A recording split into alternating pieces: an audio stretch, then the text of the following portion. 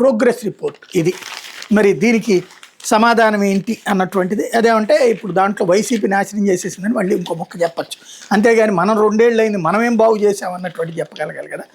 అయితే నౌకాయాన సామర్థ్యమే రక్షా కవచం.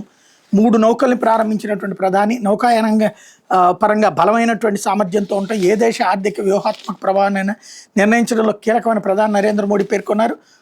దీన్ని మన దేశం అర్థం చేసుకుని తదనుగుణంగా సన్నద్ధమవుతుందని చెప్పారు. భారత నౌకాదళాన్ని మరింత బలోపేతం చేసేందుకు దేశీయంగా నిర్మించిన ఐఎన్ఎస్ దునాగిరి, ఐఎన్ఎస్ అగ్రై సర్వే నౌక, ఐఎన్ఎస్ సంశోధకుల్ని ఆదివారం ఆయన జాతికి అంకితం చేశారన్నటువంటిది హైలైట్ చేశారు. అయితే కర్నూలు విమానాశ్రయంలో రాత్రిపూట ల్యాండ్ని ఇంటిగ్రేటెడ్ ఏవియేషన్ ఎకోసిస్టమ్ అభివృద్ధి 343 ఎకరాల్లో సిటీ సైడ్ కమర్షియల్ భవనాల నిర్మాణం, ఇంటర్నేషనల్ కాంపిటేటివ్ బిడ్డింగ్ విధానంలో గుత్తేదారు ఎంపిక, కర్నూలు విమానాశ్రయం ఇంటిగ్రేటెడ్ ఏవియేషన్ ఎకోసిస్టమ్ అభివృద్ధి చేయాలని రాష్ట్ర విమానాశ్రయాల అభివృద్ధి సంస్థ నిర్ణయించింది. విమానాశ్రయం అభివృద్ధి పర్యవేక్షణ నిర్వహణతో పాటు సిటీ సైడ్ కమర్షియల్ భవనాలను అభివృద్ధి చేయాలని నిర్ణయించింది.